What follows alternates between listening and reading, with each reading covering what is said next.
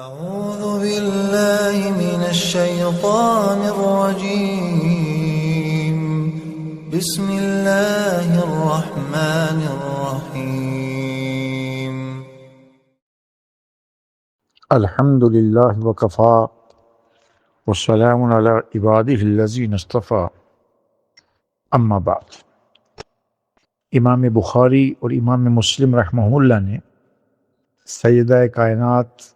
ام المؤمنین حضرت عائشہ صدیقہ رضی اللہ تعالی عنہ سے نقل کیا ہے کہ سألت النبی صلی اللہ علیہ وسلم عن الحجر امن البیت قال نعم. اما جان کہتی ہیں کہ میں نے اللہ کے رسول سے پوچھا کہ حتیم کیا یہ بیت اللہ کا حصہ ہے؟ تو آپ علیہ السلام نے ارشاد فرمایا کہ جی ہاں. قلت فما لهم لم يدخلوه في البیت، تو میں نے عرض کیا کہ پھر لوگوں نے اس کو بیت اللہ میں شامل کیوں نہیں کیا؟ کہ جب اس کی بنا ہوئی تو اس کو اس سے الگ سے کیوں رکھا گیا، شامل کیوں نہیں کیا؟ تو قال، آپ نے فرمایا ان قومک قصرت بہم النفقہ، کہ آپ نے فرمایا کہ تمہاری قوم کے پاس تعمیر کا خرچہ کم پڑ گیا تھا. ولولا ان قومک حدیث عہد بالجاہلیہ، اگر یہ بات نہ ہوتی کہ تمہاری قوم کی جاہلیت کا زمانہ قریب کا ہے، اور فاخاف ان تنکر قلوبہم، اور مجھے یہ اندیشہ نہ ہوتا کہ کہیں ان کے دل بیت اللہ میں تبدیلی کو قبول نہ کریں، تو میں حتیم کو بیت اللہ میں شامل کرنے پر غور کرتا. اس حدیث سے ایک تو یہ بات معلوم ہوئی کہ حتیم بیت اللہ کا حصہ ہے. جب اس کی تعمیر ہونے لگی تو قریش کے سرداروں نے کہا کہ حلال مال جمع کیجیے،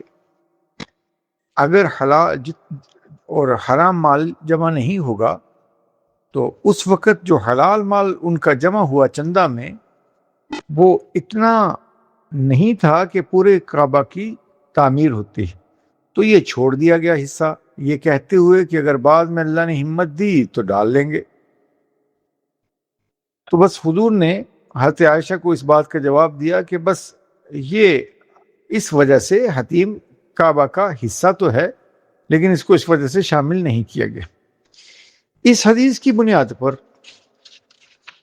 طواف کرنے والوں کے لیے مسئلہ یہ ہے کہ جب بیت اللہ کا چکر لگائیں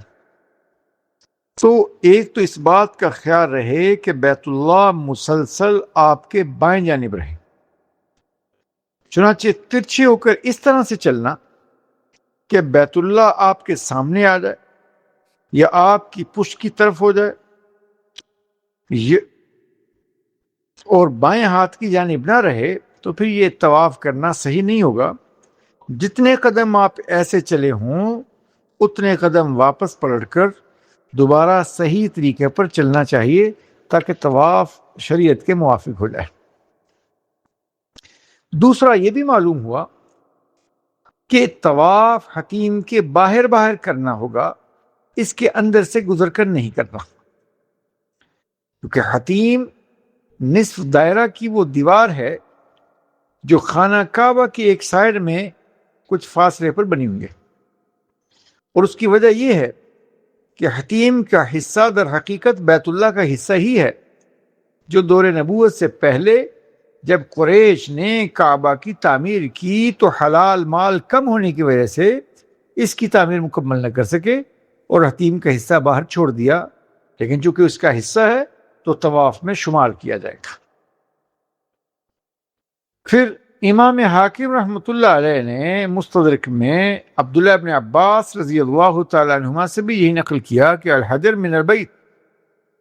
لأن رسول اللہ صلی اللہ علیہ وسلم طاف بالبیت من ورائه، کہ حتیم بیت اللہ کا حصہ ہے، اور دلیل اس کی یہ ہے کہ اللہ کے رسول صلی اللہ تعالیٰ علیہ وسلم نے بیت اللہ کا طواف حتیم کو شامل کر کے اس کے باہر باہر سے کیا.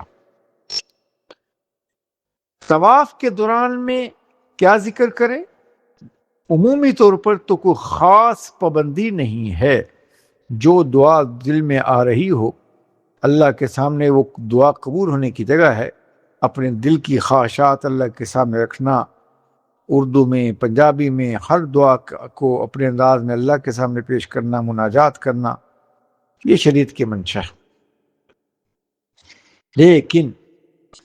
امام ابن ماجہ رحمۃ اللہ علیہ نے سیدنا ابو ہریرہ رضی اللہ تعالی عنہ سے یہ بھی نقل کیا کہ من طاف بالبیت سبعا فلم یتکلم الا بسبحان اللہ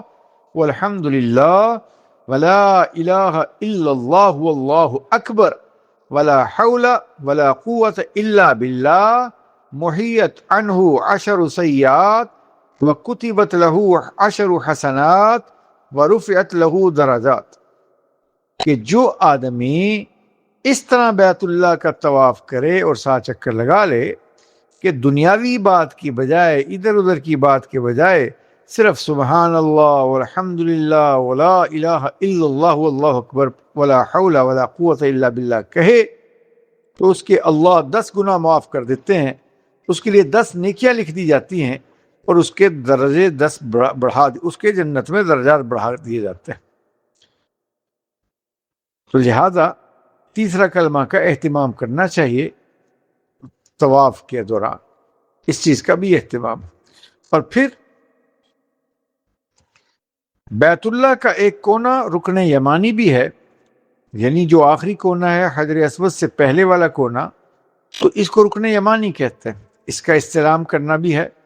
اور اس کے استلام میں اس کو بوسہ دینا نہیں، اس کا استلام میں سنت یہ ہے کہ صرف دونوں ہاتھوں سے یا دائیں ہاتھ سے اس کنارے کو، کونے کو لگانا ہے، اور نہ اس کا بوسہ لینا ہے اور نہ اس پر اپنا ماتھا لگانا ہے۔ یہ ماتھا لگانا اور بوسہ لینا یہ خاص ہے کس کے ساتھ؟ حجر اسود کے ساتھ۔ درمیان کے 2 کونوں کا استلام نہیں، بس صرف حجر اسود کا اور رکن یمانی کا ہے، بس رکن یمانی کا بھی صرف چھونا ہے، بوسہ لینا نہیں ہے۔ چنانچہ امام بخاری اور امام مسلم رحمۃ اللہ علیہ نے عبداللہ ابن عمر رضی اللہ تعالی عنہما سے نقل کیا ہے کہ لم ار النبی صلی اللہ علیہ وسلم یستلم من البیت الا رکنین الیمانین، کہ نبی علیہ الصلوۃ والسلام کو میں نے بیت اللہ کے صرف 2 رکن یعنی حجر اسود اور رکن یمانی کا استلام کرتے ہوئے دیکھا، بس صرف اس کا، رکن شمالی اور رکن عراقی ہاں ان کی طرف ان کا استلام نہیں کریں گے۔ اور پھر رکن یمانی سے لے کر حجر اسود تک والے کونے تک جاتے ہوئے دعا پڑھنا، ربنا آتنا فی الدنیا حسنہ وفی الآخرۃ حسنہ وقنا عذاب النار، یہ پڑھنا بھی حضور علیہ الصلوۃ والسلام سے ثابت ہے۔ چنانچہ امام احمد بن حنبل نے عبداللہ ابن صائب سے نقل کیا کہ رسول اللہ صلی اللہ علیہ وسلم کو میں نے سنا کہ آپ رکن یمانی اور حجر اسود کے درمیان یہ دعا پڑھ رہے تھے، ربنا آتنا فی الدنیا حسنہ وفی الآخرۃ حسنہ وقنا عذاب النار۔ اللہ سبحانہ وتعالی ہمیں مسنون حج اور مسنون اعمال کرنے کی توفیق عنایت فرمائے اور سب کے اعمال کو قبول فرمائے۔